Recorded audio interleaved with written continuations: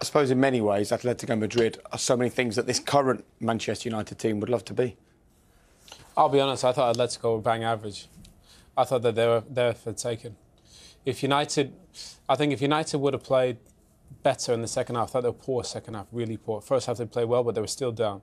I thought Atletico Madrid had the quality players at the top of the pitch, and João Felix and Griezmann, which decided the game.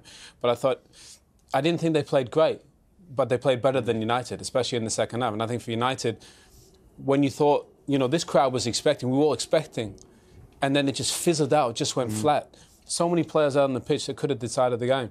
But it goes flat. They contribute to that. Oh, the way naturally. that they play, they slow the game down. That's what I mean, They're cute in the way that they play. They're clever in what they do, and they make it hard for you. But then, as a team, attacking players on Man United side, they have to find a way. Then yeah, but they didn't. It's like they never watched Atletico Madrid play before.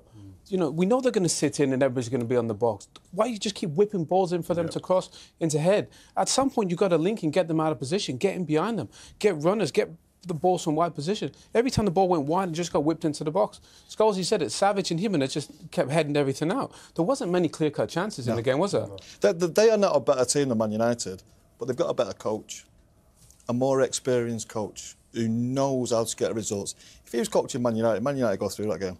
The difference between this team, the two teams today, the Atletico team, they had a group of reliable men who want to go out there and will do anything the managers ask them. They understand the job in hand. Yeah. They work together as a team.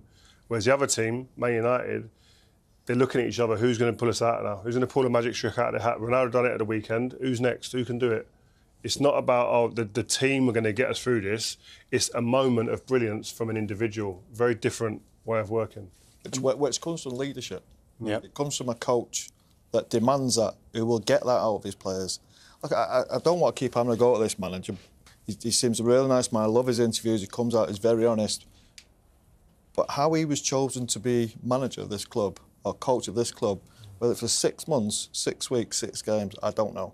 But doesn't that show you that this is a bigger conversation than just about the person that manages the football team and picks the 1 to 11? 100%. It's the whole thing, the way it's put together. Yeah, but a coach is a massive part of it. Yeah, getting a proper coach for this team is a massive part. But do you trust that this club is able to do that? This isn't a terrible group of players. I think if you give these structure and a way of playing, there's some real talent in this squad. Now, look, it's not as talented as the teams that are above them. We know that.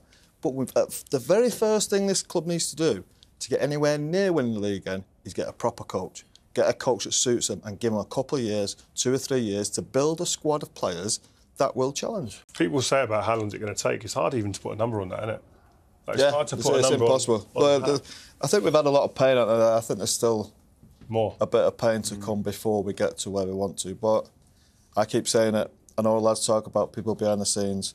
Until we get a proper coach, a top-class, elite coach from another big football team that wins trophies, strikes fear into players. Wasn't that what Jose Mourinho was meant to bring to this football? It wasn't the Jose Mourinho of when he was at Chelsea first time round, or when he come from Porto, and it wasn't that same Jose Mourinho. As good as he is, and as great as he's been, and he'll be an all-time great in the Premier League history, 100%. But when he came here, he wasn't that Jose Mourinho. He'd lost that fire in his belly, hadn't he? He'd lost that fire in his belly. And do you know what? I didn't like it when it happened, because he was our main rival for, 4 or 5 years at Chelsea. It just never sat well with me that he was going to be the right man to take this job on. Do you know what? I'm sure he tried his best. I know he had other problems at the field as well, but I just never felt it was the right stage. If he was at the stage coming over from Porto to Manchester United, then I think it would have been a very different story. I just thought at that stage, it was the wrong choice. And I think also, in terms of time, you can't put unless you get the right pieces, you can't. Klopp took, I don't know how long, 4 or so years to win the Premier League and to start looking like they were going to win something. But you could see that on the trajectory that there was an improvement, and you could see that was, we're back in the right horse here. Man United have to get to that point. And when people talk, go and buy this player, go and buy that player. I think this is, once you get the manager, you get the right person in place, then you're talking minimum 2-3 years before you can think about challenging. And by the way, Liverpool and City, it's there. It's a high bar now. The consistency with which they play at the moment, the numbers that they're getting. I think you made a good point here that 2 or 3, 4 years. It could be that long. And do you know what? Until what? 2, 3 or 4 Until years. they win the league, or until they're challenging for the league. And I'd snap your hand off for that now. But you saw with Liverpool and City, you saw for them 2 or 3 years, you felt them coming. Yeah. You knew they were coming. You knew they were getting better. They knew all of a sudden they were going to start challenging for a league title. We haven't had that for 8 years, 10 years, whatever it is, since Sir Alex went. And there's no sign of it even getting closer to that. It feels like we're going in the opposite direction. Now, it's going to take getting the right man. And the next man might not be the right man. We don't know. We've no idea. But then people behind the scenes have got to make sure it's the right man. But what it does show you, though, it doesn't matter what players you get together, what collection of players, what talent you get together, you need someone to harness that. You need a manager to come in and pull it all together. And that's where the people making the decisions... That's what top-class managers do. Yeah, they do. But you know what also, I think, when you look at the club, some of the players they sign, some of the managers they sign, this club, there's a lot of pressure for whatever reason, whether it's because of the history and, you know, what's been achieved here and other iconic managers and players. You know, fair play. But also, it looks like people come here and they feel the pressure. There's been so many names that come through here, you know, managers and players that haven't probably formed to the level that we all would have anticipated. And I don't think you really know players. Big clubs, though. But that's what I mean. Big clubs, you've got to play with pressure. That's you're expected to win all the time. I 100% agree. But you don't know the boys until they're in these situations. Different playing in a different club. You've got to come here and enjoy this. You know, you got to come here and enjoy the pressure as a player, as a manager. And you only knows as a player. We knew a player in 5 minutes when it was difficult because you knew if he was there or not. You know, and best players are there when it's difficult.